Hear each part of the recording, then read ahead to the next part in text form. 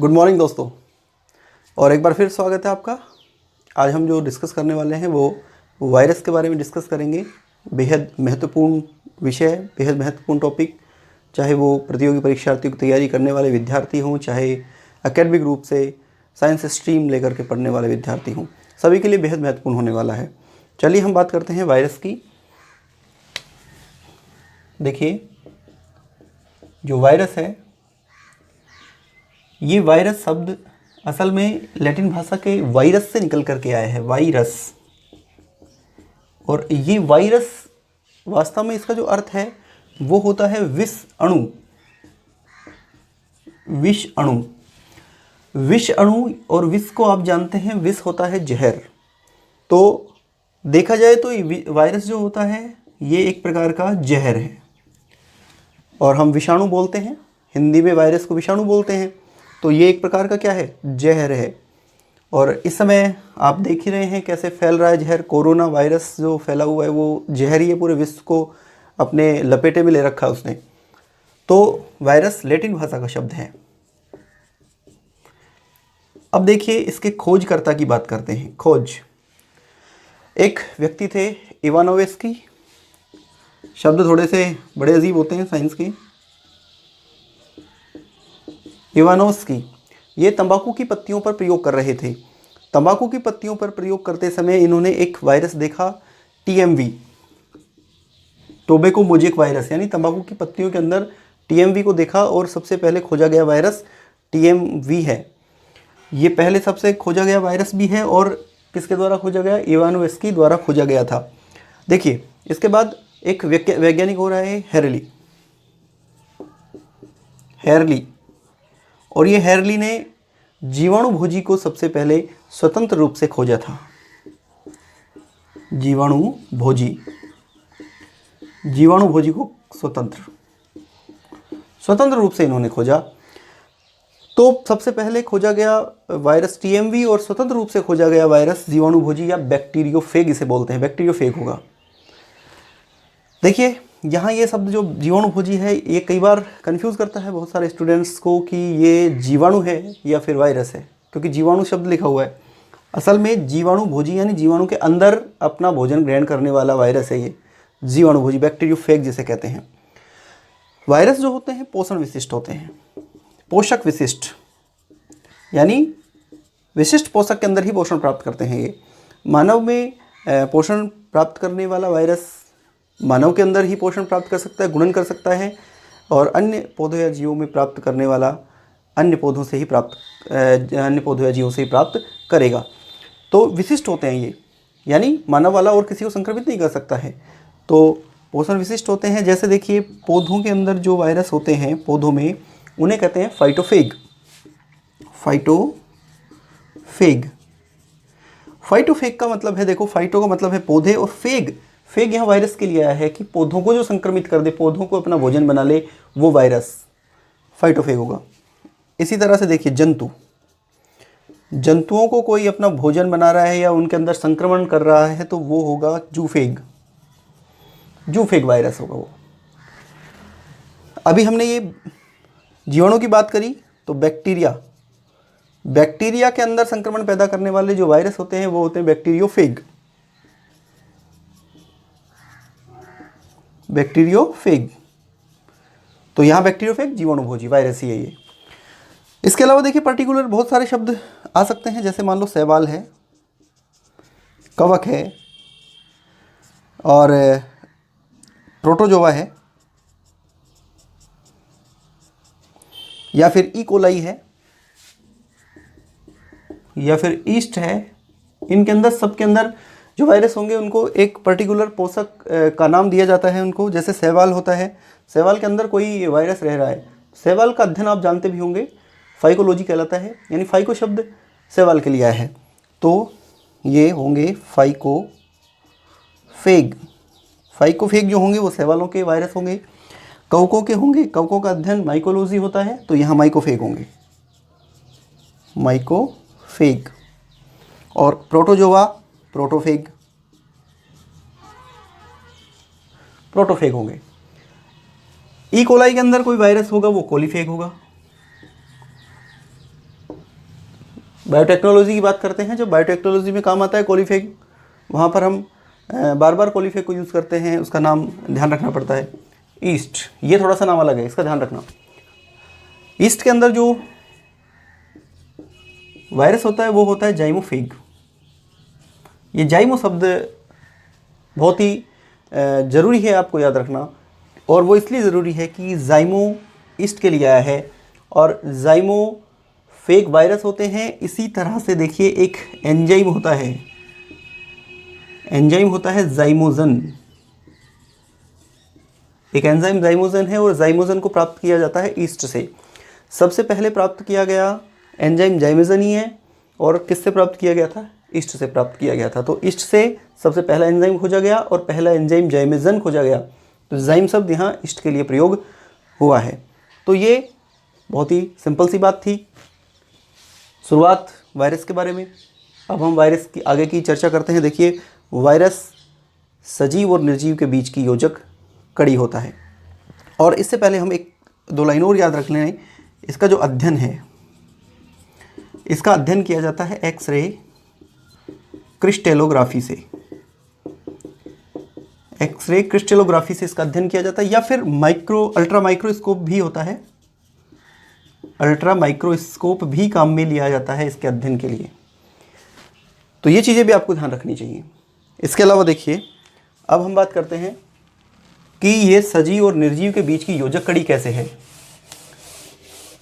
असल में वायरस जो होते हैं उनको आप ये कह सकते हो ना तो सजीव है और ना ही निर्जीव है, या फिर ये भी कह सकते हो कि या सजीव भी है और निर्जीव भी है, दोनों तरह से रह सकता है वो। तो हम पहले देखते हैं सजीव के लक्षण क्या हैं इसमें। वायरस सजीव क्यों है ये देखते हैं हम। वायरस सजीव इसलिए है कि सबसे पहली बात तो वो संक्रमण कर सकता है, संक्रमणकारी है। और संक्रमणकारी है तो इसका मतलब जीवित कोशिका है, वो जीवित है।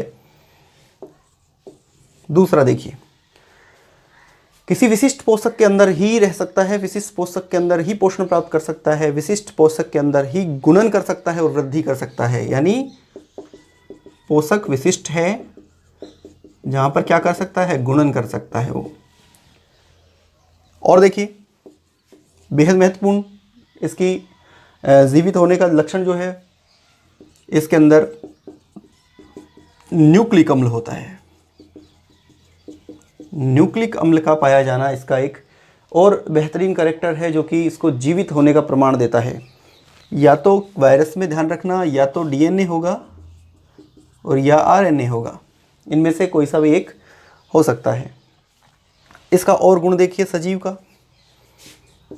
ताप के प्रति अनुक्रिया करते हैं। यानी तापमान कम ज़्यादा करने पर ये अनुक्रिया कर सकते हैं, उनके प्रति संवेदनशील होते हैं। अभी आप कोरोना वायरस की चर्चा कर रहे होंगे, तो कोरोना वायरस के बारे में भी बहुत बार कहा जाता है कि टेम्परेचर बढ़ने पर निष्क्रिय हो जाता है ये। जैसे कोई भी खाद्य सामग्री हम पका कर खाएँ तो गर्म करने पर वो निष्क्रिय हो जाता है वायरस, यदि लगा हुआ भी है तो ताप के प्रति क्या करेंगे? अनुक्रिया करेंगे। तो ये इसके सजीव जैसे लक्षण हो गए। अब देखो इसके निर्जीव लक्षण क्या हैं। निर्जीव लक्षण, निर्जीव में पहला लक्षण देखिए, कभी भी मृत नहीं होते, सिर्फ क्या होते हैं? निष्क्रिय हो सकते हैं, सिर्फ निष्क्रिय हो सकते हैं।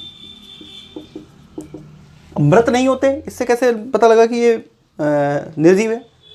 भाई मरेगा नहीं, कौन नहीं मरता? जो जीव होता है वो तो मरेगा, लेकिन जीव ही नहीं है तो मरेगा कहाँ से? तो ये मरते नहीं है, सिर्फ निष्क्रिय हो सकते हैं। तो इसका बहुत बड़ा गुण है। उपापचयी क्रियाएं नहीं होती इनमें, उपापचयी क्रियाएं नहीं होती हैं इनमें।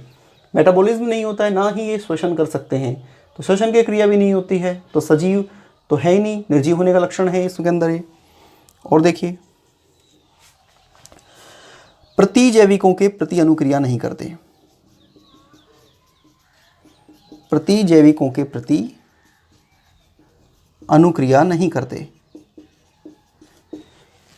एंटीबायोटिक्स दवाएं लेते हैं हम, कई बार हमें बहुत छोटा मोटा कोई रोग हो जाता है तो एंटीबायोटिक्स लेने जाते हैं। कोई बैक्टीरियल डिजीज़ है, बैक्टीरिया से हो रही है, तो आसानी से रिकवर कर सकते हैं बैक्टीरिया की डिजीज़ को एंटीबायोटिक्स लेकर, क्योंकि बैक्टीरिया जो होते हैं वो एंटीबायोटिक्स के प्रति अनुक्रिया कर सकते हैं, लेकिन वायरस के अंदर ये गुण नहीं होता है। एंटीबायोटिक्स ले लो, प्रतिजैविक ले लो, कोई फ़र्क नहीं पड़ेगा क्योंकि अनुक्रिया नहीं करेंगे वो, तो इसलिए एंटीबायोटिक्स का असर इन पर नहीं होता है। तो इनके लिए तो वैक्सीन चाहिए कोई जो इनको निष्क्रिय कर सके। चलिए, तो ये गुण थे निर्जीव जैसे इनके। इसका एक गुण और है निर्जीव जैसा, इनका क्रिस्टलीकरण किया जा सकता है। क्रिस्टलीकरण कर सकते हैं, क्रिस्टलीकरण किया जा सकता है इनका, तो ये भी एक निर्जीव का गुण होता है। तो ये सजीव और निर्जीव जैसे गुण थे। अब देखो, हम बात करते हैं वायरस के आकार की। आकार कैसा कैसा हो सकता है? आकार देखो, ऐसा हो सकता है, ऐसा हो सकता है, ऐसा हो सकता है, ऐसा हो सकता है। अब ये आकार ऐसे क्या है? देखो, छड़ यानी डंडे जैसे आकार का वायरस हो सकता है, छड़ाकार वायरस हो सकते हैं, और छड़ाकार वायरस होता है TMV। TMV छड़ाकार वायरस होता है। ये है घनाभ जैसा, घनाभाकार, ये घनाभाकार क्यूबिक वायरस होते हैं, घनाभाकार वायरस। और ये जो घनाभाकार वायरस होते हैं ये होते हैं हर्पीज वायरस और एडिनो वायरस। एडिनो वायरस और हर्पीज वायरस घनाभाकार होते हैं। ये गोलाकार हैं, ये वायरस गोलाकार हैं, और गोलाकार वायरस मिलते हैं मम्प्स वायरस में। मम्प्स वायरस जो होते हैं वो गोलाकार होते हैं। मम्प वायरस गोलाकार होंगे, और ये बिल्कुल तंतु जैसे वायरस हैं, ये तंतुनुमा हैं, और तंतुनुमा वायरस मिलते हैं पोटैटो एक्स वायरस में। पोटैटो एक्स वायरस जो होता है उसमें वो उनकी आकृति या आकार तंतुनुमा होता है। तो ये कुछ आकार हैं वायरस के, विभिन्न रूपों में, विभिन्न आकार में मिल सकता है वायरस। अब हम इसके बाद जो देखेंगे वो वायरस की संरचना देखेंगे, जो कि बहुत महत्वपूर्ण है संरचना जानना हमें। चलिए हम बात करते हैं संरचना की, कैसी संरचना होती है वायरस की, क्योंकि वायरस के बारे में हमें ये जान लेना बेहद ज़रूरी है कि उसके अंदर पूरी संरचना कितना जटिल है या बहुत सरल है वो। चलिए, संरचना देखकर पता लग जाएगा। वायरस की संरचना बहुत ही सिंपल संरचना है इसकी, देखो कितनी सिंपल है। ये वायरस है, सबसे बाहर एक लिपिड आवरण होता है, वसा का आवरण होता है, लिपिड आवरण। इसके अंदर एक प्रोटीन आवरण होता है, और प्रोटीन आवरण के अंदर आनुवंशिक पदार्थ भरा होता है, न्यूक्लियोइड। यह आनुवंशिक पदार्थ है जिसे कहते हैं न्यूक्लियोइड।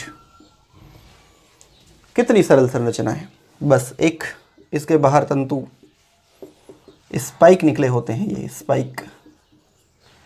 अब ये संरचना आप टीवी समाचार देख रहे होंगे तो कई बार देख रहे होंगे, कोरोना भी ऐसे ही कुछ कांटे से लगे हुए हैं उस पर और एक बॉल सी दिखा रहे हैं वो, तो ऐसी कुछ संरचना होती है वायरस की। देखो इसको समझना, ये सबसे बाहर वायरस का जो आवरण है वो लिपिड का होगा, वसा का होगा।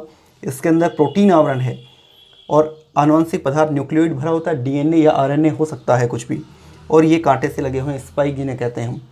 यहाँ पर ये चीज़ ध्यान रखनी है, बहुत महत्वपूर्ण होगी। प्रोटीन आवरण, ये जो प्रोटीन आवरण है इसे कहते हैं कैप्सिड। प्रोटीन आवरण को कैप्सिड कहते हैं। और कैप्सिड क्या होते हैं? इस तरह से ये पूरा आवरण कैप्सिड है प्रोटीन का। ये छोटी छोटी इकाइयों से मिलकर बना होगा, ऐसे छोटी छोटी इकाइयों से मिलकर बनता है ये।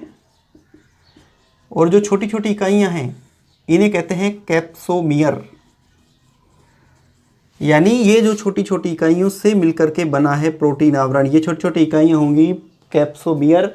और ये विशेष ध्यान रखना है इसमें कि जो कैप्सोमियर्स होते हैं वो वायरस के अंदर निश्चित होते हैं, संख्या उनकी बिल्कुल निश्चित होती है किसी भी वायरस के अंदर। यानी ये कैप्सोमियर जो हैं निश्चित संख्या वाले होते हैं, एग्जैक्ट होती है इनकी संख्या, निश्चित संख्या होगी इनकी। कैसे निश्चित संख्या होगी, देखो 5 × 174 ये जो वायरस है इसमें इसकी संख्या 12 होती है, बहुत कम संख्या होती है इसकी। इसके अलावा जैसे बात करो आप एडिनो वायरस की, एडिनो वायरस में 252 होती है कैप्सोमियर्स की संख्या। और इसी तरह से यदि TMV टोबैको मोज़ेक वायरस को देखें तो इसमें होती है 2130 कैप्सोमियर्स। तो निश्चित संख्या होती है, यानी हम देख सकते हैं बहुत ही विशेष होता है, ये इसके अंदर विशिष्टता होती है कैप्सोमियर्स की प्रति, विशिष्ट होते हैं। अब इसमें छोटी सी बात इसके बारे में ध्यान रखना, न्यूक्लियोइड। असल में न्यूक्लियोइड जो है ये आनुवंशिक पदार्थ है, और आनुवंशिक पदार्थ क्या हो सकता है, या तो DNA हो सकता है या फिर RNA हो सकता है। अब DNA कैसा हो सकता है, देखो किसी वायरस के अंदर DNA या तो हो सकता है एकल सूत्री, सिंगल स्ट्रैंड, यानी एकल सूत्री हो सकता है, एकल सूत्री। अब ज़्यादा लिखने की आवश्यकता नहीं है, क्लास ज़्यादा बड़ी होती है, ये तो आप लिख सकते हैं, बाद में नोट्स भी बना सकते हैं। और दूसरा हो सकता है डबल स्ट्रैंड यानी द्विसूत्री। तो दो तरह के DNA हो सकते हैं, RNA भी दो तरह के मिल सकते हैं, सिंगल स्ट्रैंड एकल सूत्री और डबल स्ट्रैंड द्विसूत्री। यहाँ देखो विशेष बात, DNA डबल स्ट्रैंड द्विसूत्री होता है सामान्यतया, एकल सूत्री नहीं होता है, इसलिए इसको ध्यान रखना आपको कि कौन से वायरस में एकल सूत्री DNA पाया जाता है। तो ये ध्यान रखना 5 × 174 जो होता है इसके अंदर पाया जाता है सिंगल स्ट्रैंड DNA, और ये डबल स्ट्रैंड DNA बाकी औरों में मिल जाएगा, जैसे एडिनो वायरस है, अन्य वायरसों में मिल जाएगा। एडिनो वायरस में डबल स्ट्रैंड DNA मिलता है। अब देखो RNA जो होता है वो सिंगल स्ट्रैंड होता है, सामान्य बात है, लेकिन डबल स्ट्रैंड RNA किस में मिलता है, ये मिलता है रिट्रो वायरस में, रिट्रो वायरस में मिलता है। और रिट्रो वायरस हमने पहले क्लास जो न्यूक्लिक अम्ल की पढ़ी थी उसमें जान लिया है, जो रिवर्स ट्रांसक्रिप्शन होता है उन वायरसों में रिट्रो वायरस होते हैं वो। अब यहाँ देखिए सिंगल स्ट्रैंड बहुत में मिल सकता है, जैसे TMV, ये साधारण है, दोनों यानी कॉमन है, मिल सकते हैं। एडिनो वायरस में डबल स्ट्रैंड DNA और TMV में सिंगल स्ट्रैंड RNA। प्रश्न यहाँ से पूछा जाता है, ये ध्यान रखना है, सिंगल स्ट्रैंड DNA किस में होता है 5 × 174 में, और डबल स्ट्रैंड RNA किस में होता है रिट्रो वायरस में, ये दोनों ध्यान रखने हैं आपको। तो ये इसकी संरचना होती है वायरस की। तो यहाँ बहुत सिंपल सी संरचना है, ये कोई खास ज़्यादा मुश्किल काम नहीं है, आप 1-2 बार देखेंगे तो आपको अच्छे से कंफर्म हो जाएगी। अब देखिए वायरस का वर्गीकरण और वायरस का जो नामकरण है वो देखते हैं।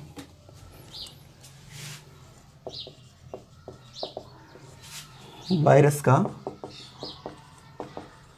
वर्गीकरण, वायरस का वर्गीकरण बहुत ही आसान है। वायरस और वायरस के संघ को बताया गया है वायरा, यानी वायरस किस संघ का है, वायरा, बहुत आसान है।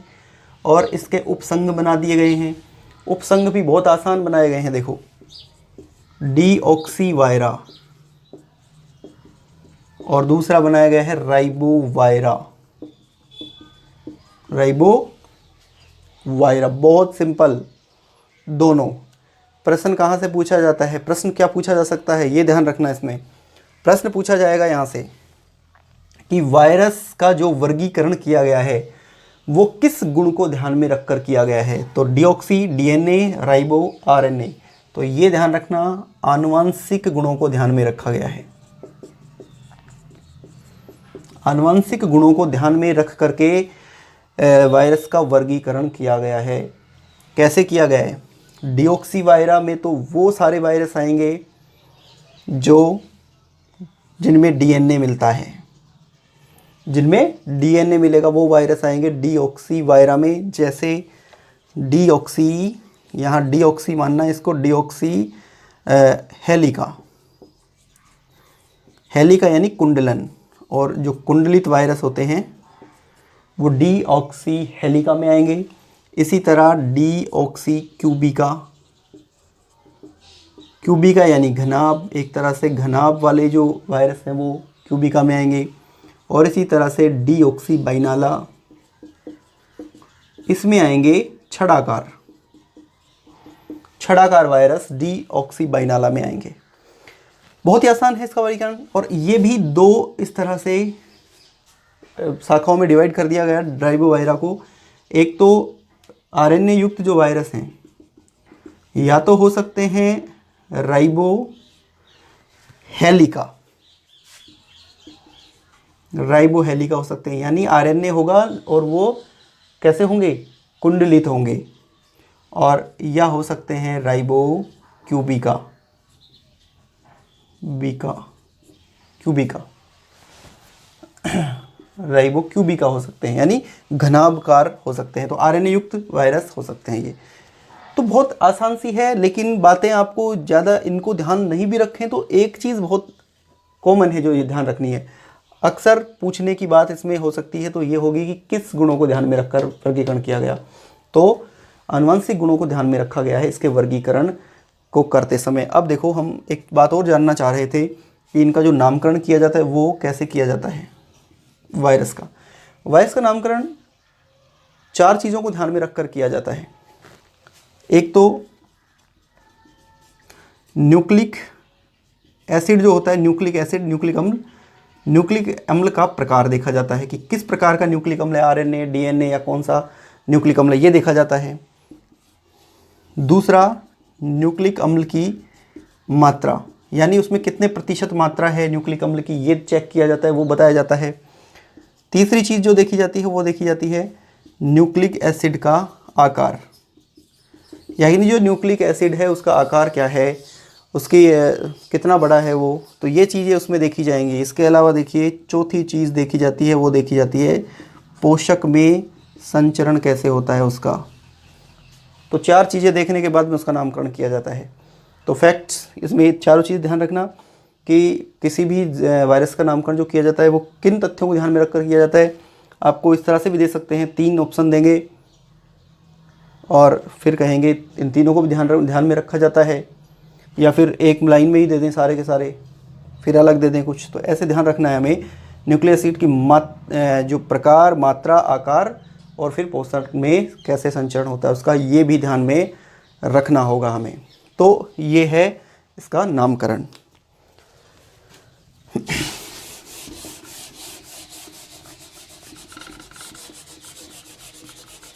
चलिए अब हम बात करेंगे इनमें गुणन कैसे होता है, वायरस में गुणन कैसे होता है। देखिए कई बार जीवाणुभोजी की संरचना पूछ लेते हैं, जीवाणुभोजी वायरस कैसा होता है। बहुत सिंपल सी संरचना है, देखो इस तरह से।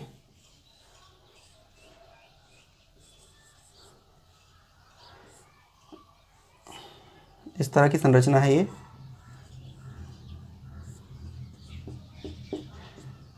इस तरह की एक संरचना होती है। यहाँ पर ये इसका हेड होता है, हेड यानी सिर, हेड होता है। ये यहाँ नेक यानी गर्दन होती है इसकी। और यहाँ पर ये जो है इस नेक के अंदर ये टेल होती है, टेल। और यहाँ नीचे जो टेल होती है, इस टेल में छल्ले मिलते हैं, 24 छल्ले होते हैं, ऐसे रिंग्स होती हैं इसमें 24। और नीचे एक हेक्सागोनल प्लेट होती है, ये प्लेट है। ये इस तरह से संरचना होती है इसकी। और ये जो प्लेट्स हैं इसके द्वारा ही किसी पोषक के ऊपर ये चिपकता है। बहुत ही आसान सी बात है। इस तरह के यूरिया न्यूक्लिक अम्ल भरा हुआ है इसके अंदर। तो ऐसी एक जीवाणुभोजी की संरचना होती है। कई बार इसमें से पूछ लिया जाता है कि हेड, नेक और टेल 3 भागों में इस तरह से बटा होता है और नीचे उसके प्लेट होती है जिसके द्वारा वो चिपकता है किसी पोषक से। चलिए अब हम बात करेंगे गुणन की। गुणन कैसे होता है इसमें, यानी अपनी वृद्धि कैसे करेगा ये, 1 से 2, 2 से 4 कैसे होते जाएंगे। तो गुणन देखो कैसे होता है इसमें। गुणन 2 तरीके का होता है। एक तो लेकारी गुणन होता है यानी लाइटिक, और दूसरा होता है लेजनक यानी लाइसोजेनिक, यानी लाइसोजेनिक होता है। और लाइटिक और लाइसोजेनिक, देखो ध्यान से समझना कैसे गुणन होता है। बहुत आसान है, बिल्कुल भी मुश्किल नहीं है। पहला देखते हैं लयकारी जनन या लयकारी गुणन। लाइटिक, लयकारी का ध्यान रखना। जैसे लाइसोसोम होता है, लाइसोसोम कोशिकाओं का क्या कर देता है, मार देता है, कई बार आत्महत्या की थैली उसे कहते हैं, वैसे ही ये भी लयन करता है कोशिका का। तो इसमें ध्यान रखना, इस प्रकार के गुणन में कोशिका क्या होती है, नष्ट होती है। और कोशिका के साथ साथ क्या हो जाता है, डीएनए भी नष्ट हो जाता है, दोनों चीज़ें नष्ट होंगी। यानी लयकारी गुणन में कोशिका और डीएनए दोनों को नष्ट करेगा ये वायरस। कैसे करेगा, देखो ये कोशिका है, ये पोषक है, पोषक की कोशिका है, पोषक की कोशिका में डीएनए है, और ये वायरस है। ये वायरस सबसे पहले यहाँ चिपकेगा, यहाँ चिपका, और चिपकना ये हो गया इसका अधिशोषण। अब ये क्या करेगा, अधिशोषण हो जाएगा, इसका अंदर चला जाएगा, ये लो अंदर चला गया, ये लो अंदर चला गया ये वायरस। अब क्या करेगा देखना, इसका जो डीएनए है इसके डीएनए को नष्ट करेगा, यानी वायरस का डीएनए इस पोषक के डीएनए को नष्ट करेगा, और नष्ट करने पर ये बनेगा, देखो ये खुद के डीएनए को ही बना लेगा, बस खुद का वायरस का डीएनए बचेगा, बाकी कोशिका का जो डीएनए वो नष्ट होता चला जाएगा। अब ये डीएनए नष्ट हो गया, अब इसने क्या बना ली, अपनी जैसी संरचनाएं बना ली, ये लो अपनी संरचनाएं बना ली इसने, वायरस ने। अब ये वायरस ही वायरस हो गया, कोशिका का डीएनए तो नष्ट हो गया। अब कुछ समय बाद क्या करेगा, कुछ समय बाद ये तो है ही अंदर, इस कोशिका को तोड़ करके क्या आ जाएगा, ये बाहर भी आने लग जाएगा, ये बाहर आ गया। क्या किया इसने, डीएनए को नष्ट किया, डीएनए को नष्ट करने के बाद में खुद को बना लिया, खुद को बनाने के बाद में कोशिका को भी तोड़ा है, और कोशिका को तोड़ने के बाद में बाहर आ गया है, तो कोशिका का क्या कर दिया, लयन कर दिया इसने। तो ये होता है लयनकारी गुणन, यानी इसमें कोशिका नष्ट हो जाती है, तो इसे लयनकारी गुणन कहते हैं। दूसरा होता है लयजनक, लयजनक गुणन। लयजनक गुणन में डीएनए नष्ट नहीं होता, सामान्यतः डीएनए नष्ट नहीं होता है, और इसमें क्या करता है, इसमें लयजनक जो गुणन है, इसमें ये जो वायरस है इसका डीएनए इस कोशिका के डीएनए के साथ समाकलित हो जाता है, जुड़ जाता है, और इस तरह से ये डीएनए और दूसरा इसका डीएनए भी जुड़ करके, दोनों जुड़ करके चलते रहेंगे, साथ साथ वृद्धि करता रहेगा। ये कोशिका को तोड़कर बाहर नहीं आएगा, उसी के अंदर वृद्धि करता रहेगा। तो कोशिका को तोड़ करके बाहर नहीं आता है, और अपनी वृद्धि कोशिका के डीएनए के साथ साथ ही करता रहता है। तो ऐसी स्थिति में देखिए, ये लयजनक जो गुणन है, इसमें डीएनए नष्ट नहीं होता है सामान्यतः, लेकिन कभी हो भी सकता है। यानी ये कह सकते हो आप, कई बार कथन आ जाते हैं, कथन पूछ लिए जाते हैं, तो ये लिख सकते हैं हम कि लयजनक जो गुणन है लयकारी भी हो सकता है, लयकारी भी हो सकता है। लयजनक गुणन लयकारी भी हो सकता है, लेकिन ध्यान रखना, लयकारी जिसके अंदर कोशिका नष्ट हो रही है वो कभी भी लयजनक नहीं हो सकता, क्योंकि उसमें बचने की संभावना ही नहीं होगी। इसलिए ध्यान रखें, लयकारी कभी भी लयजनक नहीं होगा, लयजनक नहीं होगा। तो इस प्रकार से इनका गुणन होता है, लयजनक और लयकारी रूप से गुणन होता है। आप अच्छे से फिर से देख लेना, समझ में कोई चीज़ अगर आपको एक बार में नहीं आई है तो आप फिर से देखना, आपको समझ में आ जाएगी बातें वायरस की। अब हम इसके कुछ फैक्ट्स और देख लेते हैं, एक दो जो कि इम्पोर्टेंट हैं बेहद।